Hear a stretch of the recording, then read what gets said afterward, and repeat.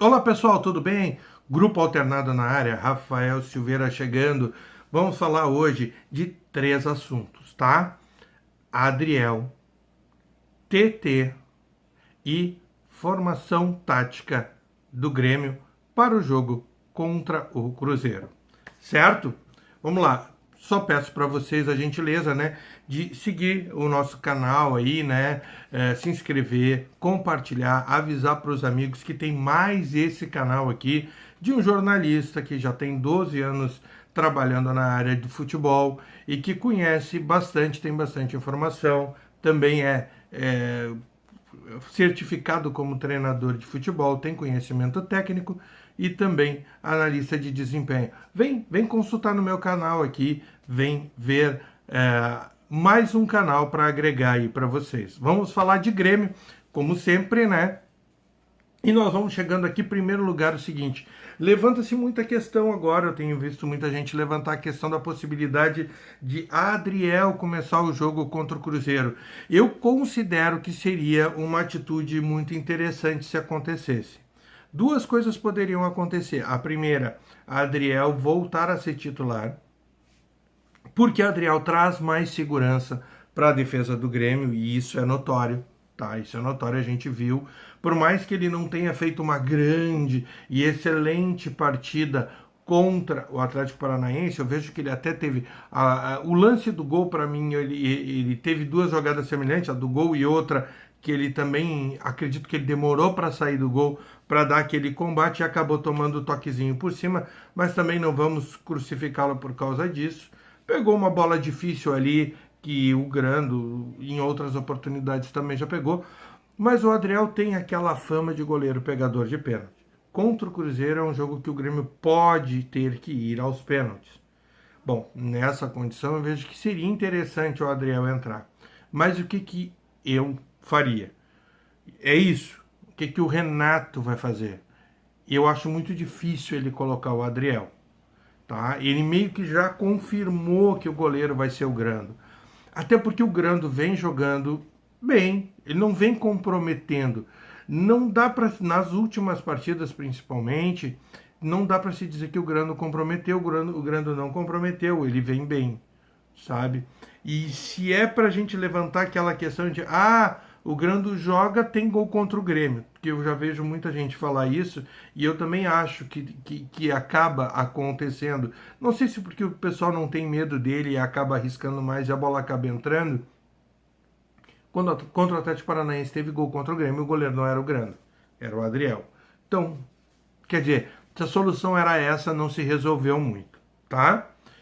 Eu acredito que o Renato vai manter o Grando. Certo ou errado, eu acredito que ele vai manter o Grando, porque até para ter o controle do vestiário na mão, certo? A segunda questão que a gente viu hoje rolar bastante aí entre ontem e hoje é uma notícia plantada, tá? Uma notícia plantada que veio através de São Paulo, como sempre entendeu?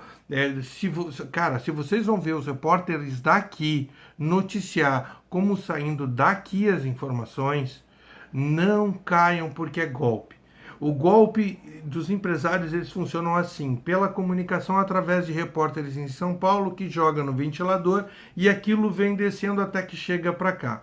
Quando um repórter daqui do Rio Grande do Sul chegar e disser que as informações elas têm origem de lá de São Paulo, tu pode crer que ele não apurou porque não veio de fonte dele, de fonte real para ele, entendeu? Então não dá para levar muito a sério. Sobre a questão do TT, não existe a mínima possibilidade de TT jogar no Grêmio. Não existe a mínima possibilidade. Não só não existe a mínima possibilidade, como não existiu a mínima sondagem sobre uma possibilidade de TT jogar no Grêmio. Isso não existiu, tá? Por quê? E eu vou explicar por quê. Primeiro, o TT tem problema com o Renato e o Renato tem problema com o TT. Porque quando o TT estava aqui, o TT acusou o Renato de não colocar os guri. Embora o TT estava aqui e jogava Arthur, jogava Matheus Henrique, jogava Jean-Pierre, jogava PP, jogava o Everton Cebolinha, um monte de guri jogou. Quem não jogou foi ele. E aí ele saiu daqui dizendo que ele não teve oportunidade. Até Léo Chu jogou com o Renato. Mas quem não teve oportunidade foi ele. Tudo bem, mas ele ficava mais na seleção do que no Grêmio, não tinha como treinar ele para que ele entrasse no time. A mesma coisa que acontece com o Ronald, que todo mundo está falando sobre o Ronald. Ah, tem que dar uma oportunidade para o Ronald, tem que dar oportunidade para o Ronald. Não tem como dar oportunidade para o Ronald, já que o Ronald não treina. O Ronald está sempre envolvido com a seleção.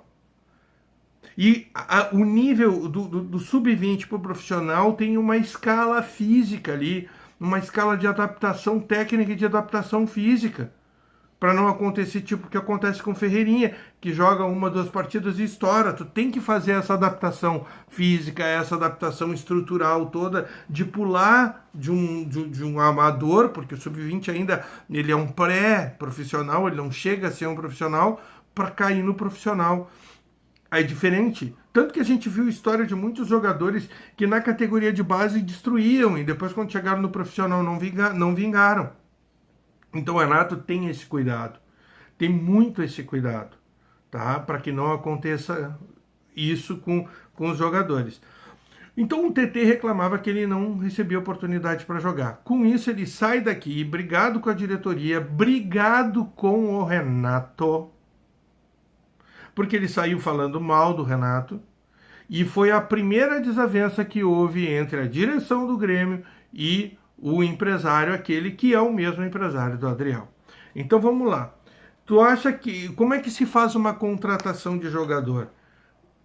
Os dirigentes entram em contato com as partes do jogador, o staff do jogador. Quem é o staff do jogador? Pablo Bueno. O empresário, que a gente sabe que existe um problema, tá? Então, vocês acreditam que o Calef, ou que o Guerra, ou que o Brum entraram em contato com o Pablo Bueno para saber sobre o TT? O segundo passo é, depois de saber as condições e se dá, é saber se o jogador está interessado em voltar a jogar no clube. Vocês conseguem enxergar o Renato ligando e conversando com o jogador para saber se ele tem interesse de jogar no Grêmio? Não, né? Então, é uma notícia que não existe. Bom, vamos então para a última parte então do vídeo, aonde eu vou falar sobre as formações táticas do Grêmio. Bom, o Grêmio jogou com essa formação tática aqui, tá? Onde o Grêmio teve 3 zagueiros, 2 alas, tá? 2 volantes centralizados e 2 meias abertos, que voltavam e fechavam para compor junto com os zagueiros, com os laterais no caso, para não deixar dobrar, fazer 2-1 em cima dos laterais. Essa foi a formação que o Grêmio jogou. Jogou quando? Bom, ele jogou com essa formação contra o Atlético Paranaense. Qual foi a diferença? A diferença foi que aqui ele tinha o jogador que era o cuiabano. Geralmente, qual é a diferença para o Grenal? Para o Grenal a diferença está aqui. A diferença está aqui. Ele teve um jogador centralizado ali no meio, um jogador mais parado, Vila Sante ficou mais, certo? O Carvalho saiu pelo lado esquerdo, o Bitelo pelo direito e o Cristaldo centralizado, com o Soares lá na frente. Essa pode ser uma das formações do Grêmio, tá? Se jogar o Cristaldo, é essa formação. Se não jogar o Cristaldo, o que eu acho que seria um acerto do Renato, não jogar o Cristaldo, jogar pelo lado, daí os dois lados, com Bitelo de um lado e Cuiabano de um outro, para dar velocidade. Bom, mas aí também tem o seguinte, o Grêmio pode jogar com 3 zagueiros e essa formação aqui, ou ele pode jogar com 2 zagueiros e aí ficar com o Cuiabano e o Bitelo em cada lado e trazer o Cristaldo para uma posição central entre eles, voltando para o 4-2-3-1. O que eu penso que o Renato vai fazer, eu penso que ele vai botar o time do Grenal, tá? Ele colocará o Cristaldo, fará um tripé de meio campo, onde o Vila Sante deve ficar mais, Bitelo pela direita, Carvalho pela esquerda, tá? Dando mais liberdade para que os zagueiros stopper, que a gente chama, que são os de combate, que no caso é o Vini pelo lado direito e Pelo lado esquerdo, o Kahneman, que os dois saiam com mais facilidade, certo? Que os dois saiam para dar o bote mais lá na frente, principalmente o Kahneman pelo lado esquerdo.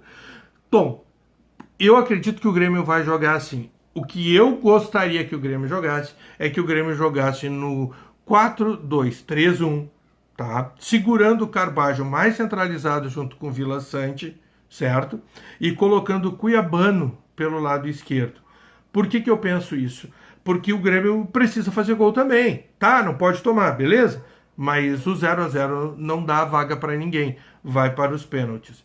E eu também acharia melhor, e aí isso é uma opinião minha, né? O fato de que o Adriel é um goleiro que não só pega muito bem na bola, o que facilita numa decisão do pênalti, de repente precisar que o goleiro bata o pênalti, cobre o pênalti, ele vai estar lá e tem condição de cobrar porque é um jogador que tem uma qualidade nos pés, como ele também demonstrou ser um goleiro mais frio e pegador de pênaltis. Eu acho que nesse momento seria um momento propício para o Renato repensar a situação do Adriel, conversar com o Grando, oferece para o Grando o jogo contra o São Paulo, coloca o Adriel nesse. Eu, pelo menos, pensaria assim no revezamento. O Adriel foi para Belo Horizonte. Tá? Geralmente não repete, o Renato não repete goleiro. E isso aí me trouxe uma pulga atrás da orelha, porque o Renato não repete goleiro. Ele faz um revezamento de goleiros, tá? Então assim, ó, se o Adriel foi para Curitiba e jogou, e o Breno foi reserva, o Adriel não iria para ser reserva contra agora em Belo Horizonte com o Grando. Pelo revezamento, eu não vejo que seria essa a possibilidade do revezamento. Para quem já levou até o Felipe em outras oportunidades, o Renato já levou. Então, como ele faz o revezamento do segundo goleiro, do reserva, eu acredito que não seria a vez do Adriel, tá? Mas ele está levando o Adriel, o que dá indícios de que ele pensa numa possibilidade, até mesmo, de que o Adriel entre no jogo. Eu gostaria de ver, porque eu acho que o Adriel para essa partida seria melhor que o Grando. Embora acho que ainda penso que o Grêmio tem que, no meio do ano, adquirir um outro goleiro, mas diante do que se tem, eu ainda gostaria de ver o Adriel nessa partida contra o Cruzeiro. Tá certo? Continua aí curtindo o nosso trabalho, né? Continua aí chamando as pessoas para ver o nosso material. E aí, ó, não te esquece de clicar em se inscrever no canal e falar para todo mundo. Um abraço e até a próxima.